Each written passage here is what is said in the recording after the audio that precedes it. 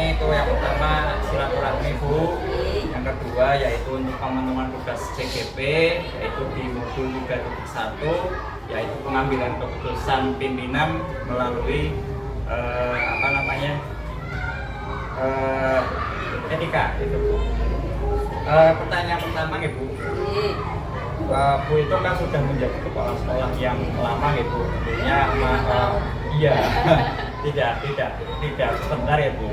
Intinya jenengan sudah pernah mengalami sering lah kasus-kasus di antara di SD ini di 11 Kebondoyong ini, yaitu kasus-kasus yang berupa di sekolah atau dengan guru atau dengan siswa.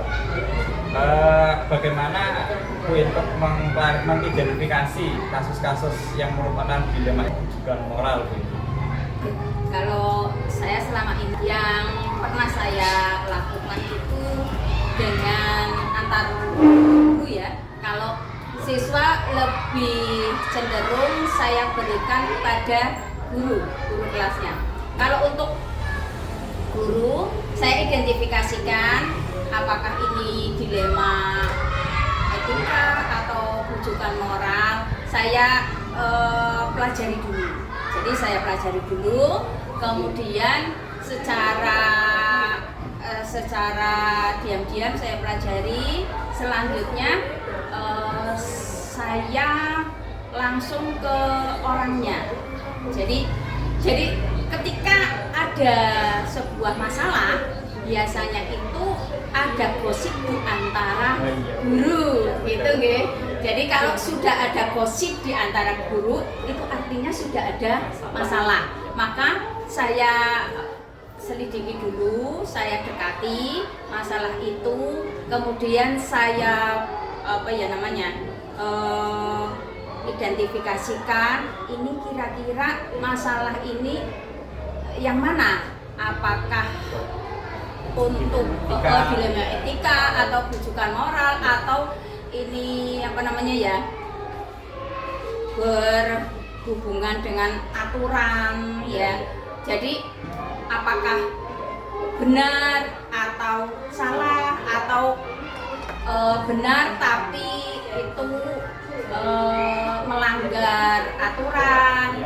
Nah itu kalau benar tapi melanggar aturan itu biasanya kepala sekolah itu punya kebijakan. Jadi yang namanya kebijakan itu kan melanggar aturan sebenarnya. Yang namanya kebijakan itu melanggar aturan, tapi itu perlu dilaksanakan, perlu diberikan kepada orang yang tadi bermasalah, baik dilema etika maupun rujukan moral itu. Berarti sebelumnya dipelajari dulu, ya, nanti kita identifikasi apakah ini masuk rujukan moral atau dilema etika.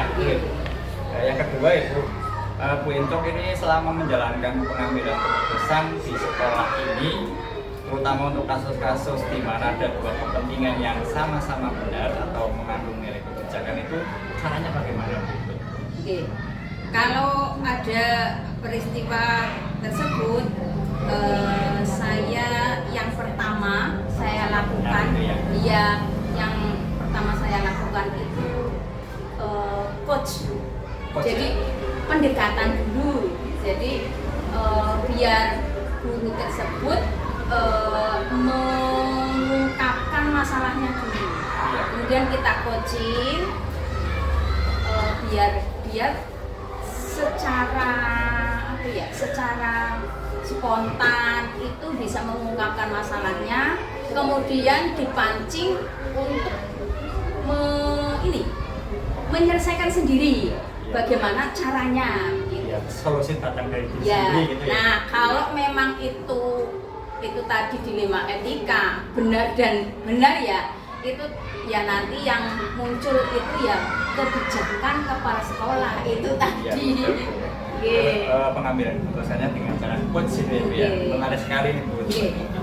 Kemudian langkah-langkah atau prosedur apa yang biasa dilakukan selama ini oleh Bu Intok? Prosedurnya bagaimana Bu untuk mengambil keputusan? Itu tadi.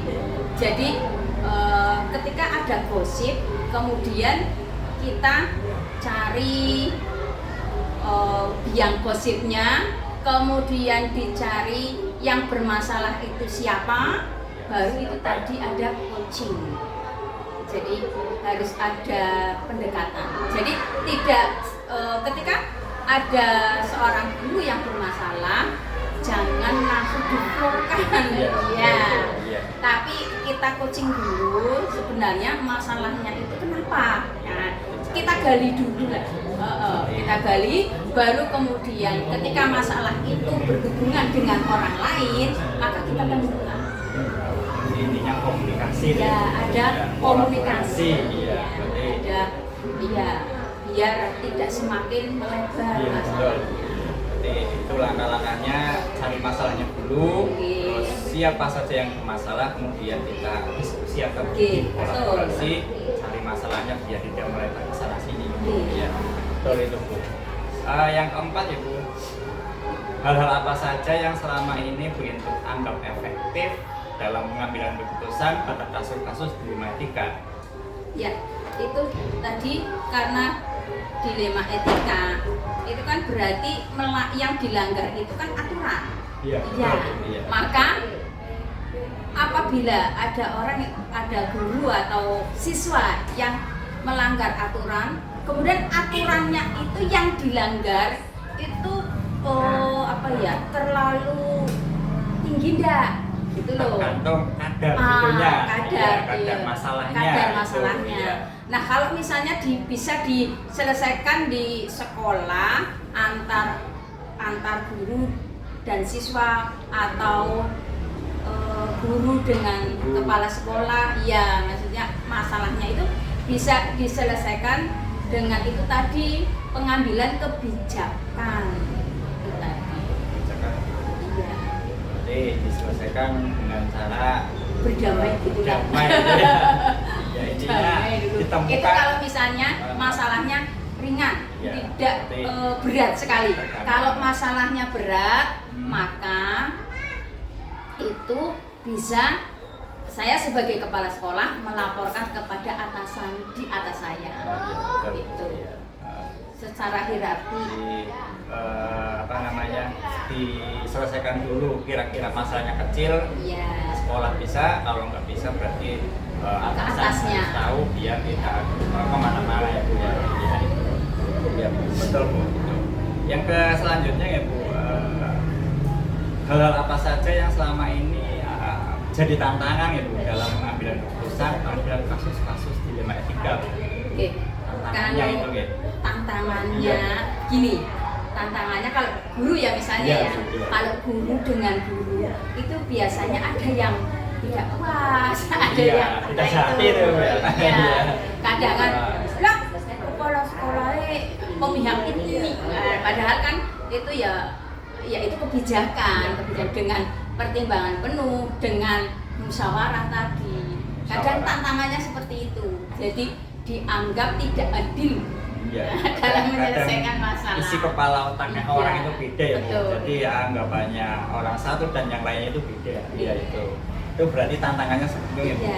Yang selanjutnya ya Bu Intuk, apakah Bu Intuk memiliki sebuah tata kelola atau jadwal khusus dalam sebuah penyelesaian kasus dilema etika? Apakah langsung diselesaikan di tempat itu atau memiliki sebuah jadwal tertentu untuk menyelesaikannya? Bentuk atau prosedur seperti apa yang Bu Intuk selama ini dijalankan? Ya, kalau selama ini saya jalankan, itu tadi berarti kalau masalahnya ringan, prosedurnya hanya dicatat pada buku pembinaan, buku pembinaan guru. Jadi, misal masalahnya itu masalah ketidakdisiplinan waktu. Nah, itu kan nanti catatannya hanya di pembinaan guru, itu dicatat di situ. Tidak ada jadwal khusus ya, yang mengenai ada pembinaan khusus di hari ini. Nah, kalau masalahnya berat ada pembinaan khusus. Jadi prosedurnya itu tadi prosedurnya kalau masalahnya kecil, kecil bisa pakai teguran lisan dulu, teguran lisan. Kemudian kok tidak manut, maka teguran tertulis. Nah, itu. Kalau selanjutnya, kalau lebih berat lagi, tidak manut lagi, ya berarti saya ke hierarki, ke atas, ya ke atas. Nah, nanti di atas juga seperti itu, ada teguran lisan, kemudian dipanggil, kemudian ada teguran tertulis. Berarti prioritas dulu ya Bu, yang penting itu prioritas masalahnya dulu.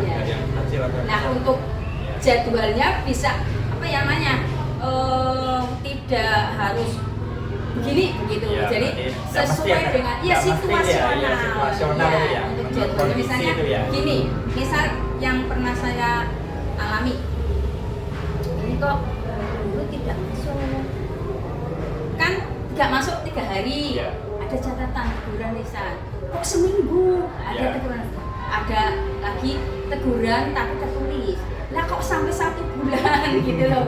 Nah, dicari dilaporkan, kemudian dicari orangnya kemana. Jadi untuk jadwal khusus hari-hari itu tidak ada, adanya berarti tahapan-tahapannya itu ya. Adanya tahapan. Ya, menarik itu mungkin. Yang ke selanjutnya itu, adakah seseorang atau faktor-faktor apa yang selama ini memudahkan atau membantu Bu Intuk dalam pengambilan keputusan dalam kasus-kasus di 5E3 itu, yang membantu itu atau faktor-faktor apa saja yang mempermudahnya?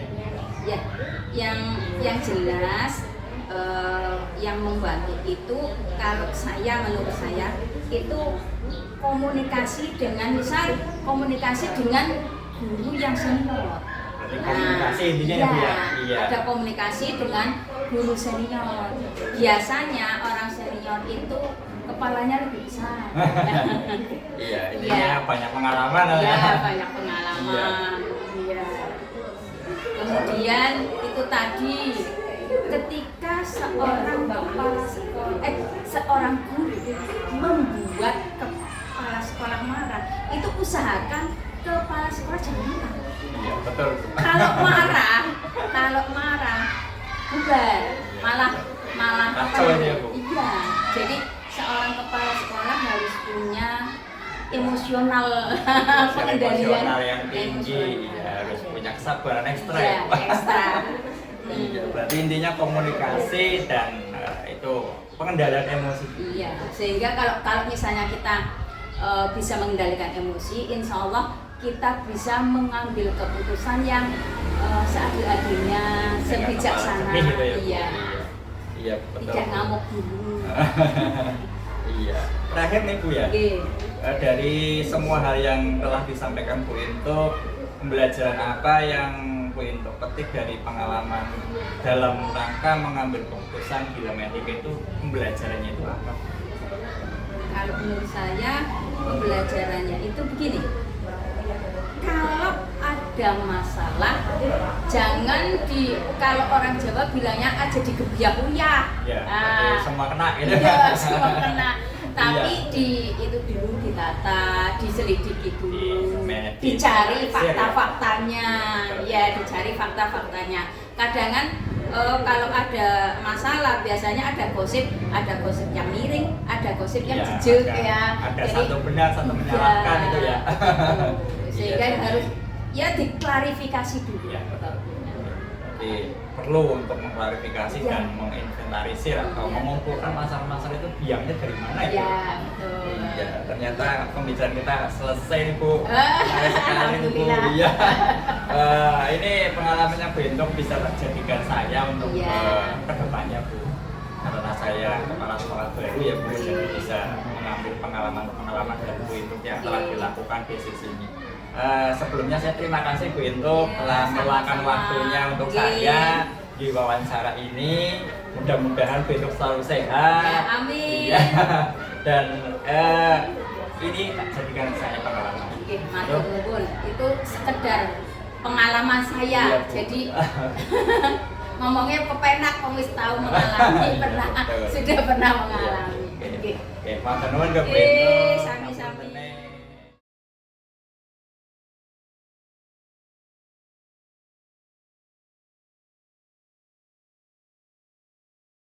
siang Pak Mardi. Selamat siang. Perkenalkan saya Arif Pak dari SD Negeri 3 Mulyorejo. Mengganggu waktunya Pak Mardi nih ya. Ngapunten ya Pak, minta waktu sebentar. Saya ingin mewawancarai Pak Mardi sebagai kepala sekolah di SD Negeri 16 Mulyorejo yang sudah senior nih Pak. Di antaranya yaitu tentang pengambilan keputusan sebagai kepala sekolah tentang dilema etika kejujuran moral. Sebagai kepala sekolah yang sudah lama ya Pak Mardi, kira-kira 7 tahun ya, kan? Itu selama ini Bapak itu mengidentifikasi kasus-kasus yang merupakan dilema etika atau kejujuran moral itu bagaimana Pak? Oh ya, terima kasih Pak. Sekolah, dilema etika, kejujuran moral, itu ya pasti setiap instansi sekolah. Ya,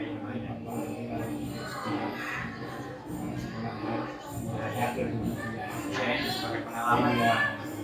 Jadi yang bisa dilakukan pada kasus ini yang satu hal adalah inventarisasi, inventarisasi fakta yang relevan dengan situasi yang ada.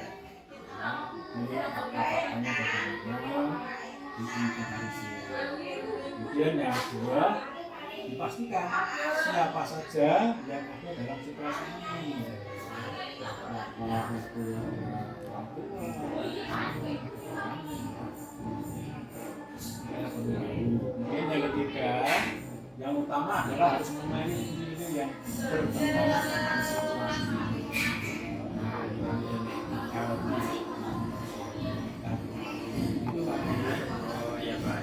Bisa saya simpulkan dalam mengambil atau mengidentifikasi kasus Pak Mardi yang dilakukan yang pertama melakukan inventarisasi fakta yang relevan, ya, yang kedua memastikan siapa saja yang ada dalam situasi tersebut, dan yang ketiga adalah mengenali nilai-nilai yang berkaitan dengan situasi yang ada. Kemudian selanjutnya Pak, selama ini bagaimana Pak Mardi menjalankan pengambilan keputusan di sekolah ini, terutama untuk kasus-kasus di mana ada dua kepentingan yang sama-sama benar atau sama-sama mengandung nilai kebijakan, itu caranya bagaimana Pak? Iya Pak, perlu hikmat di pengambilan keputusan masalah ini tidak unsur kebenaran. Mungkin keduanya benar, ya, tapi juga salah satunya ada yang benar, ada yang kurang pas. Jadi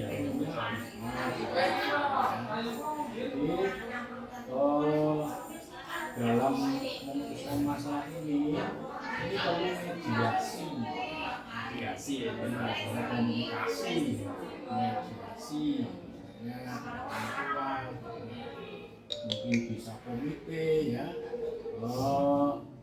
Dan jelas mediasi kepala sekolah. Sekolah punya peran di situ, sehingga untuk memutuskan masalah tersebut kita berjalan pada prinsip-prinsip pengambilan keputusan. Ya. Antara lain langkah yang perlu kita ambil adalah berbasis pada hasil akhir, berpusat pada peraturan yang ada, dan juga berbasis pada rasa peduli.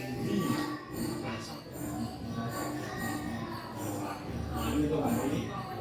Nah, itu ya Pak, mengambil keputusan itu berpegang teguh pada prinsip-prinsip pengambilan keputusan. Antara lain yaitu basisnya hasil akhir, berbasis pada peraturan, dan juga rasa peduli. Pak Mardi, langkah-langkah atau prosedur seperti apa yang biasa Pak Mardi lakukan selama ini untuk mengatasi dilema etika atau kejujuran moral tersebut Pak? Ya, biasanya ya, kalau bisa pengalaman yang selama ini saya mengambil langkah-langkah keputusan yang terbaik untuk semua Baik ya, semuanya semua dalam satu keadilan sebaik-baik yang perlu dilakukan adalah identifikasi kasus yang ada, kasihnya Pak ya.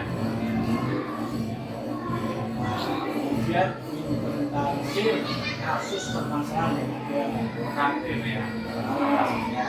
bisa juga dengan identifikasi personal yang Personalnya.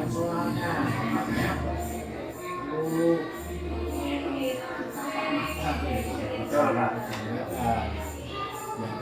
kemudian merencanakan pembicaraan bersama, diskusi atas kasus ini Ngobrol itu ya, Pak. guru atau siapa ini memang itu komunikasi berarti ya. Dan mengelola kemudian kasus pada rapat intern, misalnya rapat intern di sekolah. Rapat berarti kan kita biasanya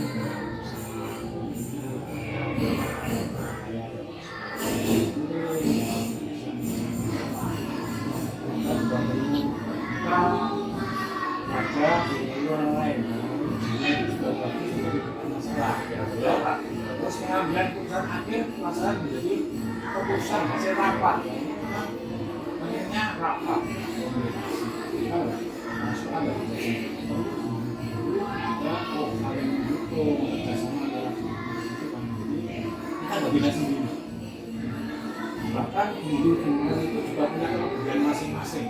Kita bisa menyelesaikan manajemennya baik, kalau usulnya baik, nah bisa menjadi gitu Pak.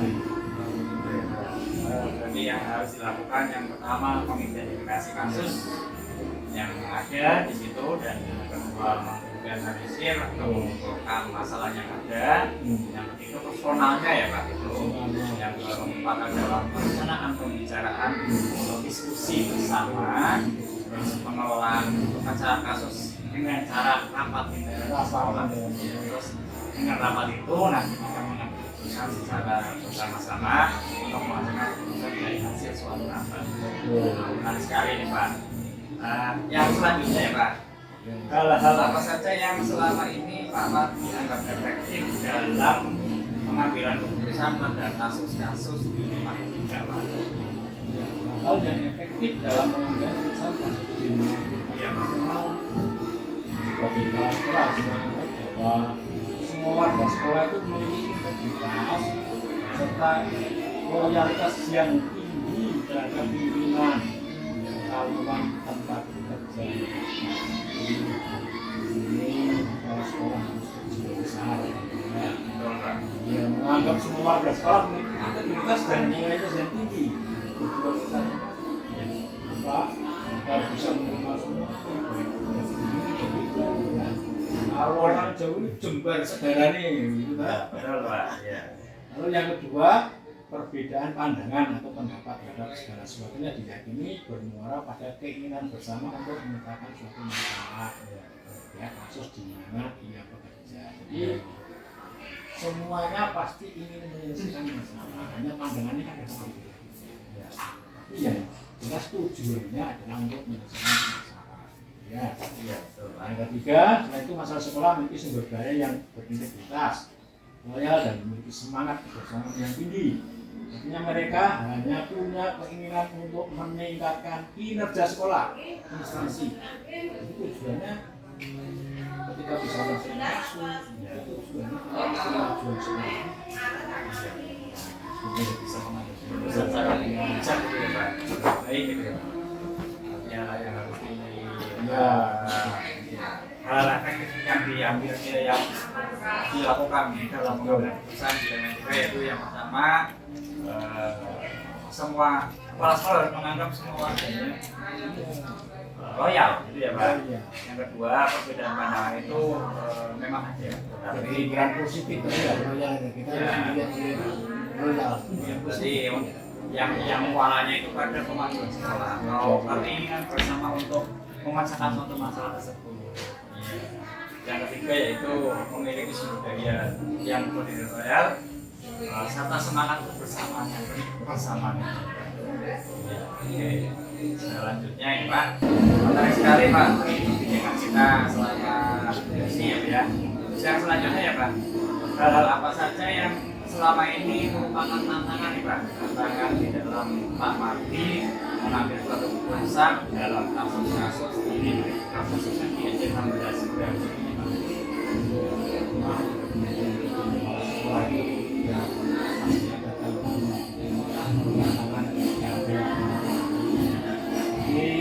jelas ya, kita yakin bahwa kita bisa menyelesaikan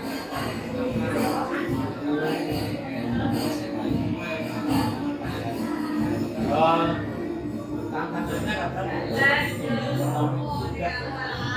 tidak sama pandangan bersikap pada sehingga pengambilan keputusan orangnya nggak sama pandangannya ya Pak. sama pandangannya jadi kan hari itu nggak bisa waktu ini juga regulasi peraturan regulasi yang berlaku bisa menjadi kendala ketika suatu keputusan akan diambil dalam keputusan itu bermanfaat ternyata terbentuk aturan regulasinya dan tidak menggunakan hal itu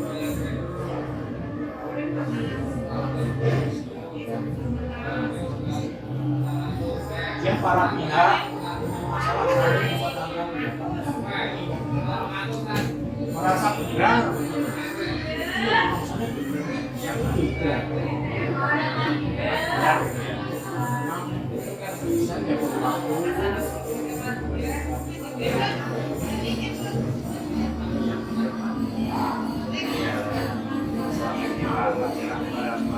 tantangan dalam pengambilan keputusan itu pertama adanya ketidaksamaan pandangan sikap pertama yang kedua adanya regulasi atau aturan yang ada sehingga membentur suatu keputusan itu. Yang ketiga yaitu pihak yang punya masalah mempertahankan pendapatnya masing-masing. Saya pendapat yang paling benar itu adalah tantangannya ya Pak.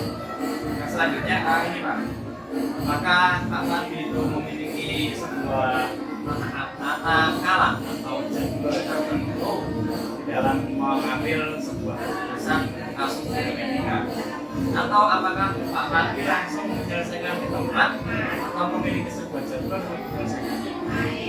Terus yang selanjutnya itu bentuk atau prosedur seperti apa yang Pak Fadli jalankan.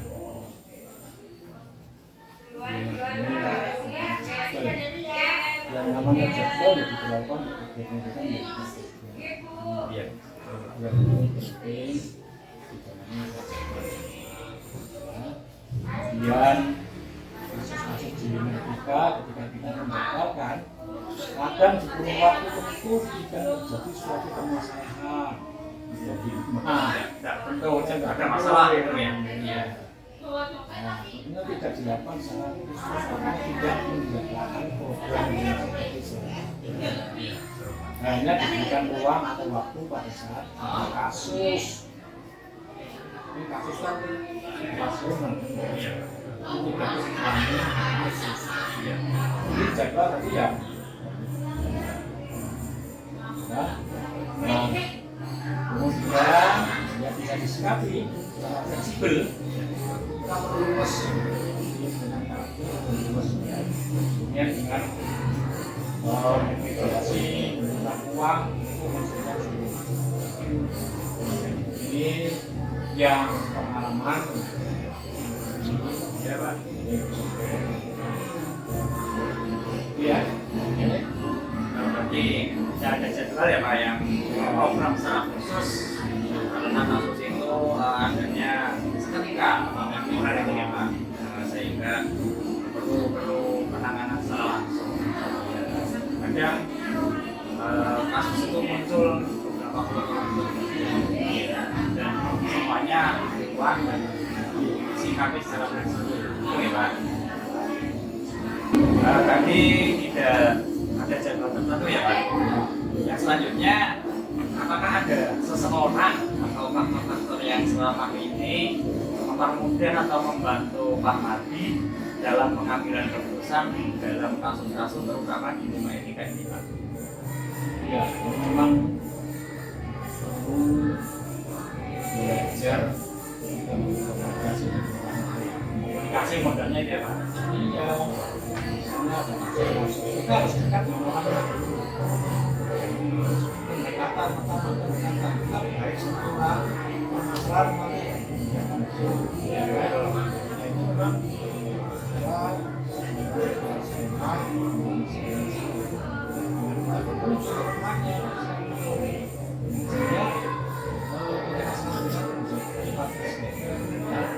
Kemudian juga kerjasama yang baik dengan komite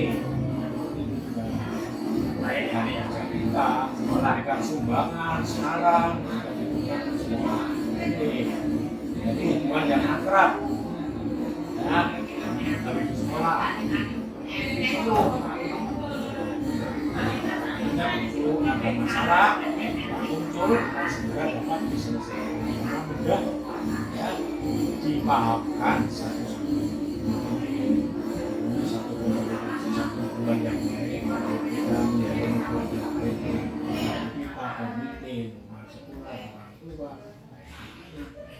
sehingga kita mudah menyelesaikan harapan kita dengan mendapatkan masalah. Oke. Itu berarti yang membantu Pak Mardi dalam itu adalah yang penting komunikasi gitu ya Pak. Dan yang kedua adalah hubungan yang akrab sesama pegawai atau dalam hal ini guru, dan selanjutnya pihak ketiga yaitu komite sekolah yang nanti akan memberikan sumbangsi atau saran untuk kemajuan sekolah gitu ya Pak. Yang terakhir nih Pak, sudah di babak terakhir nih Pak, menarik ya Pak ya.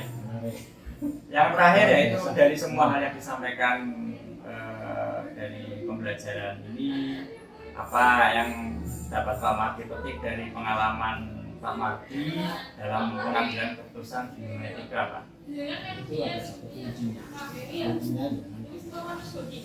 dengan fleksibel, luas, kita belajar juga tersenyum, selalu tersenyum sehingga dengan demikian orang lain akan senang ya. Jadi kuncinya adalah satu komunikasi terjalin ya, keputusan akan mudah diambil dan mudah berdasar pada berbasis pada rasa keadilan, kepedulian, peraturan dan hasil akhir yang akhirnya permasalahan selesai sehingga bisa mengelola satu sekolah itu bisa maju. Kalau kondusif, sekolahnya kondusif tidak ada masalah, sekolah itu akan maju. Jadi kita terusnya Rasanya nih Pak, sudah selesai nih Pak atas apa namanya jawabannya Pak Mardi. Berarti pengalaman Pak Mardi yang bisa dipetik dari pengambilan keputusan yaitu komunikasi, kunci yang terbaik itu komunikasi ya. Nah itu terus berdasarkan pada rasa keadilan, kemudian dan hasil akhir Pak Mardi. Saya terima kasih atas bincangnya, atas waktunya Pak Mardi. Hari ini dapat saya berikan pengalaman bagi saya dalam barangkali nanti jadi kepala sekolah Pak Mardi. Terima kasih Pak Mardi atas waktunya. Terima kasih Pak Ali. Terima kasih Pak.